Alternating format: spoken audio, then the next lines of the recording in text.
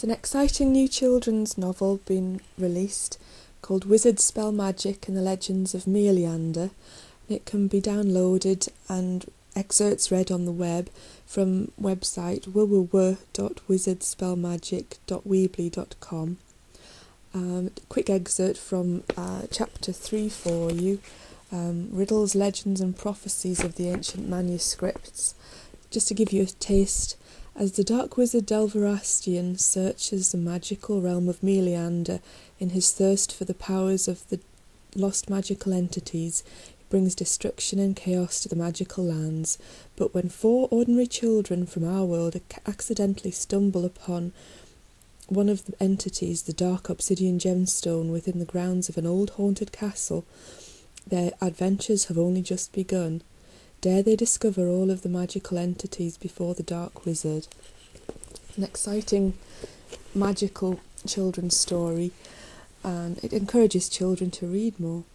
Basically, chapter 3, quick excerpt, Riddles, Legends and Prophecies of the Ancient Manuscripts. After school that day, the 4 children cycled to the museum. Within the great ornately gilded entrance hall, they gazed at the large automated silver swan standing by with its tiny signets upon a stream of glass. Alex was fascinated by the beautiful swan. Mischievously, he couldn't resist gently touching it with his fingers, running them along its graceful body. The swan's neck moved slightly, making a light tinkling sound. The silver fishes swimming in the glass river about it jumped out of the water on which it glided, and the swan's eyes glinted in the sunlight, slowly beginning to move as it came from its long dark sleep. They all stared in astonishment as it stooped its head down to pluck a fish from the water in its beak, swallowing it whole. Suddenly its magnificent silver wings spread out as it swooped forwards. They watched in amazement as the swan glided up into the air, circling around the museum hall before landing back on the glass water to preen itself. "Well, I never," said a quaint old lady at the reception desk. "It's never done that before. The caretaker must have reprogrammed it or something," she muttered, shaking her head. "Excuse me," piped up Jack. "Would you be able to help us? We've found something that might be of historical interest. We were wondering if there was something we could someone we could talk to about it." "Well, now I'll go and ask," smiled the elderly lady. At that moment, a tall, dark-haired gentleman who had been watching the conversation from one of the balconies above came down the grand museum staircase towards them. "Oh, there you are, Mr. Albright," said the old lady. Mr. Albright strode down the staircase towards them, his brown cord jacket and spectacles giving him a distinctly academic air. "This is Mr. Albright, the museum director. He knows everything there is to know about old artefacts. He'll be able to help you, if anyone can." Mr. Albright smiled kindly at the children. "I saw the swan flying around the hall as you arrived," said the director matter-of-factly. "It doesn't do that for everyone. In fact, it's never done that before in living memory." He grinned at them with a mischievous sparkle in his eyes.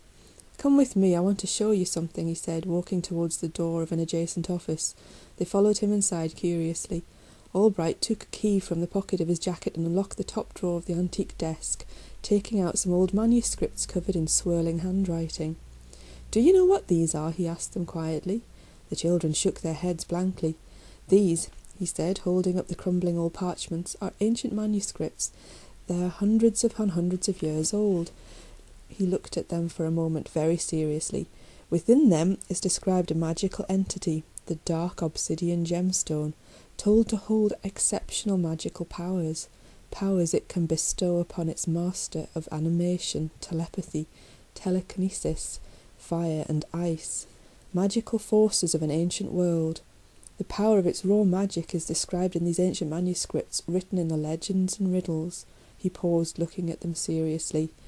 "There are prophecies attached to these legends. Until now they were thought by scholars to be but fiction." Albright looked at them all, raising his eyebrows quizzically. "Please, everyone, take a seat." He gestured to the old leather sofa in the office.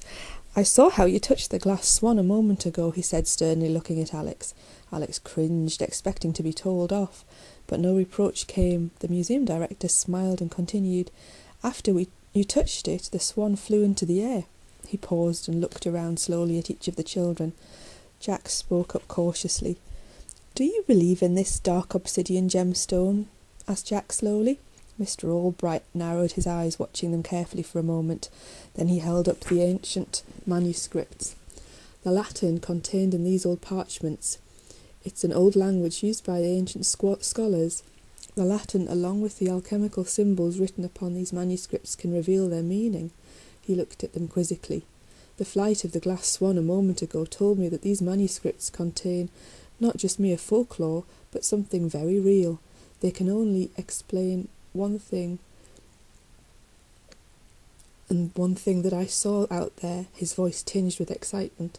Energy so powerful it imparts the ability to bring life where there is none. Albright looked at Alex. You have shown me that what these ancient manuscripts describe is far from folklore, and you children, he paused, looking around at them, have, I believe, found one of the best-kept secrets of the mystical forces ever whispered of ancient legend. He spoke softly, looking at each of them. You have, I believe, found the dark obsidian gemstone. The children smiled excitedly in amazement. Mr. Albright sat back in his comfy leather chair. He slowly drew his finger across the gold leaf writing of the old manuscript, looking up at them. Then he whispered coaxingly, I believe you have a story to tell. He smiled at them. The friends couldn't hold back their excitement any longer. Bursting into chatter, they excitedly described to Mr. Albright how they had stumbled across the dark gemstone, how in their search with a metal detector in the hope of finding lost coins about the old castle, they had accidentally stumbled across the dark gemstone when quarrelling with Marcus, the bully. Marcus had pushed Jack over, falling back into the hole they had dug in search of treasure, and it was then that the dark obsidian gemstone had fallen from the loose earth into Jack's lap. They excitedly described to Albright the unbelievable supernatural events that had happened to them since their discovery of the dark gemstone. How Morgan had suddenly acquired telekinetic and telepathic powers, how Alex had developed an ability to animate inanimate objects, and since that afternoon Jack had developed astounding pyrotechnic abilities, Cameron with the supernatural experiences of a ghostly new acquaintance, with the uncanny ability to transform into a huge dark dragon. The director smiled, caught up in their descriptions, but he didn't seem shocked or doubting of them. He moved a little in his chair as he listened attentively, the leather squeaking as it took his weight. He gave a long, low whistle. It almost defies belief, he said, his eyes wide with astonishment. I can't believe it, that you have discovered the magical dark obsidian gemstone. Then come for my advice. Thank you all so much, he said, grasping the children's hands. He shook them vigorously with a beaming smile. Come, look at this, Albright said, unrolling the dog-eared corners of the gilt-leafed manuscripts and pointing his finger along the Latin writing and alchemical symbols. I've never talked to anyone of this part of the manuscript before, he said, as I'd always thought scholars would think that they didn't quite make sense and were too incredible to be believed by historians and archaeologists, but I would be laughed at. But he took in a deep breath and looked at them all with a faint glimmer of a smile, nervously continuing, The incredible things you've told me seem to fit with what the ancient writings describe. He traced his finger across the words as he read them out. It's written here in these ancient legends that those who solve these riddles will hold the keys. By keys it refers to a number of legends that those who solve these riddles will hold the keys. A number of magical entities, of which the dark obsidian gemstone is but one.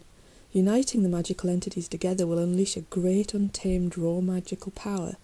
Albright paused, drawing in his breath and looking up at the children. Their eyes were wide in awe. He continued, It's written here, those who uncover the whereabouts of these ancient magical entities hold their mystical powers, and the knowledge of an ancient and lost treasure will be released. Albright breathed out a great long sigh, looking at their amazed faces. He was overcome by a sense of relief as if lifting a burden, a knowledge that he alone had been carrying for some time. But who wrote these old manuscripts? Asked Jack. And how did they know so much about all of the magical objects? Asked Morgan. Albright drew his spectacles down his nose and looked at them over the top of them. Long ago, a great scholar wrote these manuscripts. There were some who called him a sorcerer, but he was, I believe, a great wizard of his time, long ago. A time when the very essence of magic and nature were joined together, united as one.